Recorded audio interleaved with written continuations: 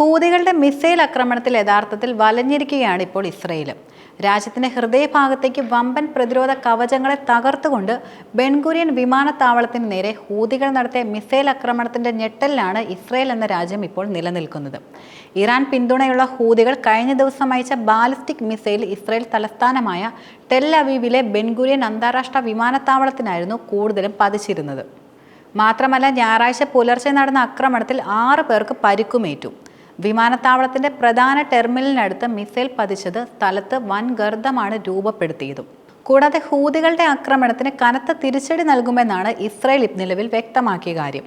ഹൂതികളെ പിന്തുണയ്ക്കുന്ന ഇറാനും കരുതിയിരുന്നു എന്ന മുന്നറിയിപ്പാണ് ഇസ്രയേൽ പ്രധാനമന്ത്രിയായിട്ടുള്ള ബെഞ്ചമിൻ നെതന്യാഹു മുന്നോട്ട് വെച്ചത്. ഞങ്ങളുടെ പ്രധാന വിമാനത്താവളത്തിന് നേരെയുള്ള ഹൂതി ആക്രമണത്തിന് ഞങ്ങൾ വൻ തിരിച്ചടിയായിരിക്കും നൽകാൻ പോകുന്നത്. ഞങ്ങൾക്ക് ഇഷ്ടമുള്ള സമയത്തും ഇഷ്ടമുള്ള സ്ഥലത്തും വെച്ചായിരിക്കും ഈ ആക്രമണം ഞങ്ങൾ നടത്തുക. അവരുടെ ഇറാനിയൻ ഭീകര നേതാക്കളും കരുതിയിരിക്കട്ടെ എന്നായിരുന്നു ഇസ്രയേൽ പ്രധാനമന്ത്രി ബെഞ്ചമിൻ നെതന്യാഹു സോഷ്യൽ മീഡിയയിൽ പങ്കുവച്ച കുറിപ്പിൽ പറഞ്ഞിരുന്നത്. ഇറാന് തിരിച്ചടി നൽകുവാനായി അമേരിക്കയെ കൂടെ കൂട്ടാനാണ് ഇസ്രയേൽ കൂടുതലും ശ്രമങ്ങൾ നടത്തിക്കൊണ്ടിരിക്കുന്നത്. മാത്രമല്ല, അമേരിക്കയും ഇറാനും തമ്മിൽ ചർച്ചകൾ ഇപ്പോൾ നടന്നുകൊണ്ടിരിക്കുന്ന ഒരു സാഹചര്യമാണ് നിലനിൽക്കുന്നത്. ഈ സാഹചര്യത്തിൽ മറുഭാഗത്ത് ഇറാനെതിരെ US-നെ കൂടെ കൂട്ടാനുള്ള ശ്രമവും ഇസ്രയേൽ കാര്യമായി തന്നെ നടത്തി വരികയാണ്. എന്നാൽ ഗാസയ്ക്ക് മേലുള്ള ഉപരോധം തുടരുന്ന സാഹചര്യത്തിൽ കൂടി ഇസ്രയേലിന് മേൽ വ്യോമ ഉപരോധം പ്രഖ്യാപിച്ചതായി ഹൂതികൾ നിലവിൽ അറിയിക്കുകയും ചെയ്തു. മാത്രമല്ല, സയനിസ്റ്റ് രാഷ്ട്രം ആക്രമിക്കപ്പെടുകയാണെങ്കിൽ മാരകമായി തിരിച്ചടിക്കുമെന്നാണ് ഇറാനും താക്കീത് നൽകിയിരിക്കുന്നത്. ഇസ്രയേലിന്റെ താഡ് മിസൈൽ പ്രതിരോധ കവചത്തെ പരാജയപ്പെടുത്തിക്കൊണ്ടാണ് ഹൂതി മിസൈൽ ലക്ഷ്യം കൂടുതലും നടന്നതും. ഹൂതി മിസൈലിനെ തകർക്കുവാനായി പല പ്രാവശ്യം ശ്രമങ്ങൾ നടത്തുകയും ചെയ്തിരുന്നു. പക്ഷേ അത് കഴിഞ്ഞില്ലെന്നാണ് ഇസ്രയേൽ സൈന്യം വെളിപ്പെടുത്തുന്നത്.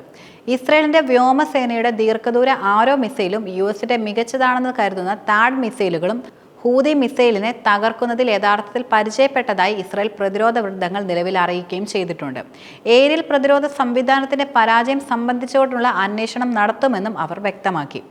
കൂടാതെ ആദ്യമായിട്ടാണ് 2200-ലേറെ കിലോമീറ്റർ അകലെയുള്ള യമനിൽ നിന്ന് അയച്ച മിസൈൽ ഇസ്രയേൽ വിമാനത്താവളത്തിൽ പ്രധാനമായിട്ടും ഇപ്പോൾ പതിക്കുന്നത്.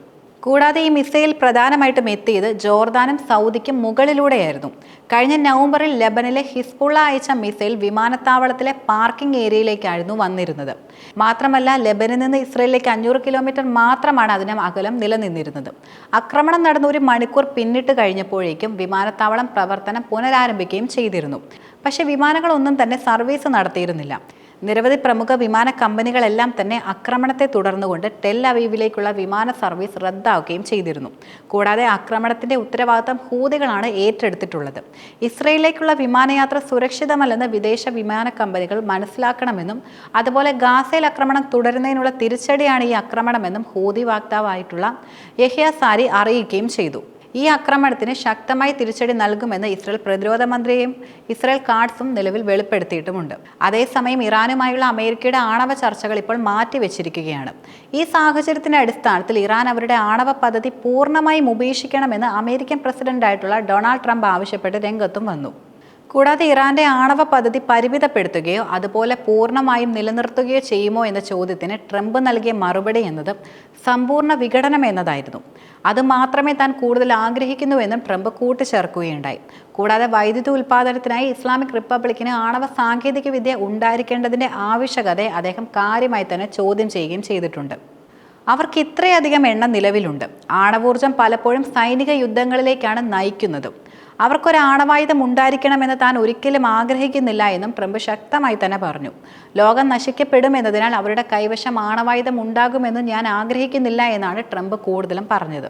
കൂടാതെ ഒമാന്റെ മധ്യസ്ഥതയിൽ ഇറാനുമായുള്ള 4ാം റൗണ്ട് ചർച്ചകൾ നടക്കാനിരിക്കുന്ന സാഹചര്യത്തിൽ ചില സാങ്കേതിക കാരണങ്ങൾ കൊണ്ട് അനിശ്ചിതകാലത്തേക്ക് മാറ്റിവെച്ചതായി ഒമാനി വിദേശകാര്യമന്ത്രി ബദർ അൽ ഗുസൈദി പ്രഖ്യാപിക്കുകയും ചെയ്തു. ഇതിനെ തുടർന്നുകൊണ്ടായിരുന്നു ട്രംപ് തന്റെ ഈ പ്രസ്താവന പ്രധാനമായിട്ടും നടത്തിയത്.